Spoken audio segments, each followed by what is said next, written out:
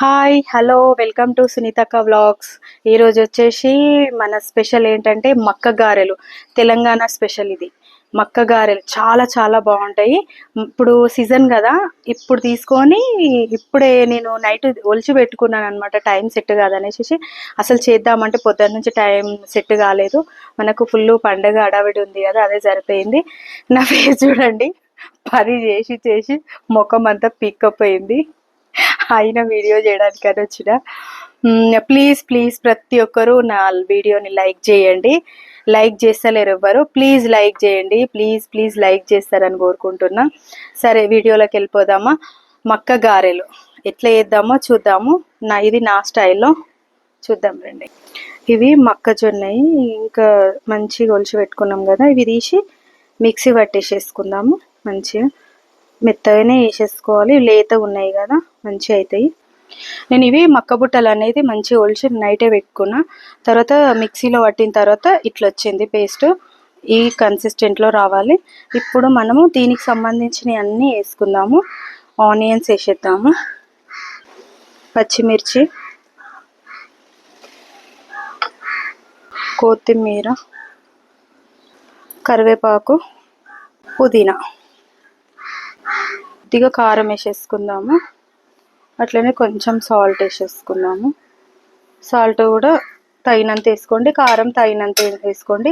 పచ్చిమిర్చి ఒక్కటి వేసుకున్నా పర్వాలేదు, అట్లా కూడా సెట్ అయిపోతుంది. ఇంకా కొంచెము మనము ఇది కొంచెం ధనియాల పౌడర్ వేసేస్తున్నా. ఇంకొంచెం గరం మసాలా వేస్తున్నా. అయితే నా దగ్గర అయితే శనగపిండి లేదు ప్రజెంట్. అయితే శనగపిండి బియ్యం పిండి రెండు వేయాలి. శనగపిండి లేదు కాబట్టి ఇది బియ్యం పిండి ఒకటే వేస్తున్నా. మీరైతే శనగపిండి కూడా వేసుకోండి, బాగుంటుంది టేస్ట్. శనగపిండి లేదందుకు ఖాళీ బియ్యం పిండి వేసి చేస్తున్నా నేను. ఇప్పుడు ఇదంతా మిక్స్ చేసేద్దాము. నేను మాత్రము ఇది మక్కలు అనేది అదే మిక్సీ పడతా కదా, మిక్సీ పట్టేటప్పుడు అసలు ఒక్క చుక్క కూడా డ్రాప్ కూడా నేను వాటర్ వేయలేను. ఎందుకంటే లేతగా ఉన్నాయి కాబట్టి. మీరు కూడా అసలు వాటర్ వేసుకోకండి, లేతగా ఉంటే. ముదిరితే మాత్రం కొంచెం వాటర్ వేసుకోవాల్సి వస్తుంది. ఇట్లా చేసుకొని హోల్ పెట్టుకుంటేనే బాగుంటుంది. ఎందుకంటే హోల్ పెట్టుకుంటే చుట్టుముట్టు మధ్యలో నుంచి కూడా కాలుతుంది కాబట్టి హోల్ పెడితేనే బాగుంటుంది అని అనుకుంటున్నా. లేకుండా కూడా చేసుకోండి.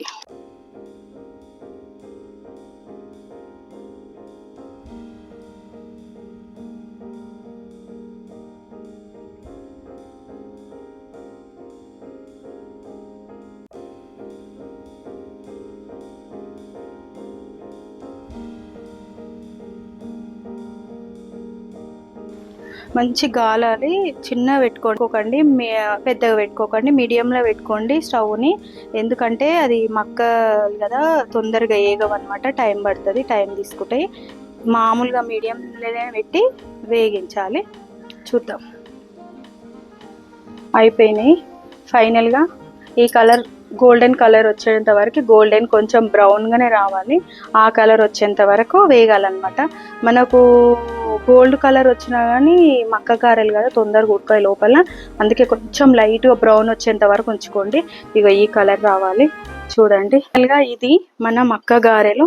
చూడండి, చెయ్యండి. సేమ్ ఇదే ప్రాసెస్లో ఫుల్ స్పైసీగా మంచిగా ఏమంటారు, ఇట్లా చాలా బాగా టేస్ట్ వచ్చినాయి. అసలు మీరు కూడా ఇదే టైప్లో చేసుకొని తినండి, మస్తు వచ్చినాయి. మంచి వర్షాకాలం కదా, వర్షాలు పడుతూ ఉంటే మక్క గారెలు చేసుకొని తింటే ఉంటుంది, ఒక రేంజ్లో ఉంటుంది. చూడండి, చేయండి మక్క గారెలు. ప్లీజ్ ప్లీజ్ ప్లీజ్ మళ్ళీ ఒకసారి రిపీట్ చేస్తున్నా, లైక్ కొట్టడం మర్చిపోకండి. వ్యూస్ ఎంత వస్తున్నాయో లైక్ కూడా అంతే రావాలని కోరుకుంటున్నా. ప్లీజ్ ప్లీజ్ లైక్ చేస్తేనే వేరే వాళ్ళకి షేర్ అవుతుంది. అందరు లైక్ చేయాలని కోరుకుంటున్నా. మీ సునీతక్క.